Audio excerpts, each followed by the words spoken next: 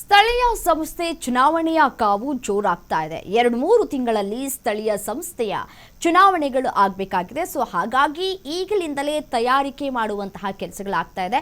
ಹಾಗಿದ್ರೆ ಸ್ಥಳೀಯ ಚುನಾವಣೆ ಅಂದ್ರೆ ಯಾವ ಚುನಾವಣೆ ಅನ್ನೋದರ ಕುರಿತ ಡೀಟೇಲ್ಸ್ ನಿಮ್ಮ ಮುಂದೆ.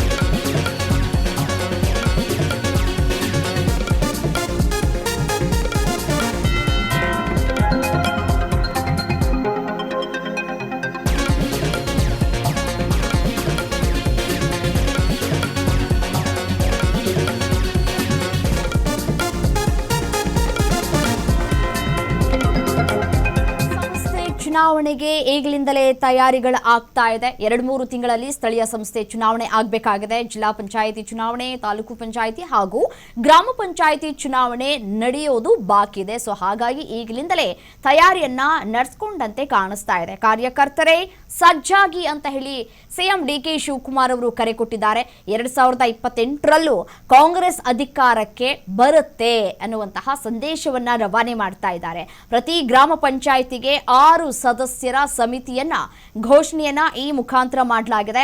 ಪ್ರತಿ ತಾಲೂಕಿನಲ್ಲಿ 15 ಸದಸ್ಯರ ಗ್ಯಾರಂಟಿ ಸಮಿತಿ ಇರುತ್ತೆ. ಪ್ರತಿ ಸಮಿತಿಯಲ್ಲಿ ಒಬ್ಬ ಮಹಿಳೆ ಕಡ್ಡಾಯ ಅಂತ ಕೂಡ ಹೇಳಿದ್ದಾರೆ.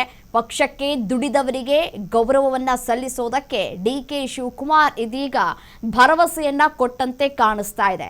ನೋಡಿ, ಬೆಳಗಾವಿ ಜಿಲ್ಲಾ ಕಾಂಗ್ರೆಸ್ ಕಚೇರಿಯಲ್ಲಿ ಕಾರ್ಯಕರ್ತರನ್ನ ಉದ್ದೇಶಿಸಿ ಮಾತನಾಡುವಂತಹ ಸಂದರ್ಭದಲ್ಲಿ ಡಿಕೆ ಶಿವಕುಮಾರ್ ಅವರು ಮುಂದಿನ 3 ತಿಂಗಳಲ್ಲಿ ಸ್ಥಳೀಯ ಸಂಸ್ಥೆ ಚುನಾವಣೆ ಆಗತ್ತೆ.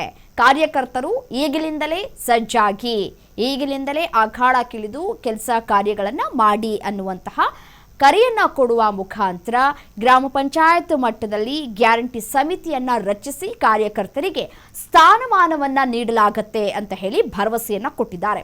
ನೋಡಿ, 2028ಕ್ಕೆ ಮತ್ತೆ ಕಾಂಗ್ರೆಸ್ ಅಧಿಕಾರಕ್ಕೆ ಬರುತ್ತೆ ಅನ್ನುವಂತಹ ವಿಶ್ವಾಸವನ್ನ ಈ ಮುಖಾಂತರ ಅವರು ವ್ಯಕ್ತಪಡಿಸ್ತಾ ಇದ್ದಾರೆ. ಗ್ಯಾರಂಟಿ ಯೋಜನೆಗಳು ಮುಂದುವರಿಯುತ್ತವೆ ಹಾಗೂ ಕಾಲೇಜುಗಳಲ್ಲಿ ವಿದ್ಯಾರ್ಥಿ ಚುನಾವಣೆಗಳನ್ನ ಮರು ಆರಂಭಿಸುತ್ತೇವೆ ಅನ್ನುವಂತಹ ಮುನ್ಸೂಚನೆಯನ್ನ ಕೂಡ ಈ ಮುಖಾಂತರ ಕೊಟ್ಟಿದ್ದಾರೆ. 2-3 ತಿಂಗಳಿನಲ್ಲಿ ಸ್ಥಳೀಯ ಸಂಸ್ಥೆ ಚುನಾವಣೆ ಬರಲಿಕ್ಕಿದೆ. ಕಾರ್ಯಕರ್ತರೇ ಸಜ್ಜಾಗಿ, ಪಕ್ಷಕ್ಕೆ ದುಡಿದವರಿಗೆ ಗೌರವವನ್ನ ನೀಡುತ್ತೇವೆ ಅನ್ನುವಂತಹ ಸಂದೇಶವನ್ನ ರವಾನೆ ಮಾಡ್ತಾ ಇದ್ದಾರೆ. ಸದ್ಯ ರಾಜ್ಯದಲ್ಲಿ ಜಿಲ್ಲಾ, ತಾಲೂಕು ಪಂಚಾಯಿತಿ ಮತ್ತೆ ಗ್ರಾಮ ಪಂಚಾಯಿತಿ, ಪಟ್ಟಣ ಪಂಚಾಯಿತಿ, ಪುರಸಭೆ, ನಗರಸಭೆ, ಮಹಾನಗರ ಪಾಲಿಕೆ, ಗ್ರೇಟರ್ ಬೆಂಗಳೂರು ಪ್ರಾಧಿಕಾರ ಚುನಾವಣೆ ಬಾಕಿ ಉಳಿದುಕೊಂಡಿದೆ. ಸೊ ಕೋರ್ಟ್ನಲ್ಲಿ ವಿಚಾರಣೆ ನಡೀತಾ ಇದೆ. ಸೊ ಶೀಘ್ರದಲ್ಲೇ ಚುನಾವಣೆ ನಡೆಸೋದಕ್ಕೆ ಸರ್ಕಾರ ಕೂಡ ಈ ಮುಖಾಂತರ ಸಿದ್ಧತೆಯನ್ನ ನಾವು ನಡೆಸ್ಕೊಂಡಿದ್ದೀವಿ ಅನ್ನುವಂತಹ ಸಂದೇಶವನ್ನ ರವಾನೆ ಮಾಡ್ತಾ ಇದೆ. ಕಾರ್ಯಕರ್ತರು ಅಧಿಕಾರ ಸಿಗ್ಲಿಲ್ಲ ಅಂತ ಹೇಳಿ ಬೇಸರವನ್ನ ವ್ಯಕ್ತಪಡಿಸಬೇಡಿ, ಬೇಸರ ಆಗಬೇಡಿ. ಪ್ರತಿ ತಾಲೂಕಿನಲ್ಲೂ ಕೂಡ 15 ಜನರ ಗ್ಯಾರಂಟಿ ಸಮಿತಿಯನ್ನ ನಾವು ರಚಿಸ್ತೇವೆ. ಈಗ 6 ಜನರ ಗ್ಯಾರಂಟಿ ಸಮಿತಿಯನ್ನ ಪ್ರತಿ ಗ್ರಾಮ ಪಂಚಾಯಿತಿಯಲ್ಲಿ ನಾವು ರಚನೆ ಮಾಡ್ತೇವೆ ಅನ್ನುವಂತಹ ಮಾತುಗಳನ್ನಾಡಿದ್ದಾರೆ. ಸೊ ನಿಮಗೆ ಒಂದು ಹೆಗ್ಗುರುತನ್ನ ನಮ್ಮ ಸರ್ಕಾರ ನೀಡಿದೆ, ನಿಮಗೆ ಗೌರವ ಹಾಗೆ ಹುದ್ದೆಯನ್ನ ಕಾಂಗ್ರೆಸ್ ನೀಡ್ತಾ ಇದೆ ಅನ್ನುವಂತಹ ವಿಚಾರವನ್ನ ಅವರು ಇಲ್ಲಿ ಹೇಳಿದ್ದಾರೆ. ಜೊತೆಗೆ ಒಬ್ರು ಮಹಿಳೆಯರು ಕಡ್ಡಾಯವಾಗಿ ಇದ್ದೇ ಇರ್ತಾರೆ ಅಂತ ಹೇಳಿದ್ದಾರೆ.